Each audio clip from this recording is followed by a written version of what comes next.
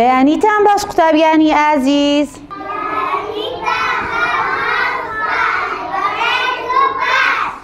فەرموندانیشن زۆر سوپاس. قوتابیانی ئازیز، بابەتی وانەیە ئەمڕۆمان لەسەر ئاڵاکەمان ئاڵای کوردستان دەبێتن. ئێستاکە پێمان دەڵێ ئاڵای کوردستان چەند ڕەنگە؟ ئافەرین، هەر بژی. ئەی ڕەنگەکان کە پێمان دەڵێت؟ فەرموو کەویار. سوور، سپی، زەرد، سەوز. دەست خۆش.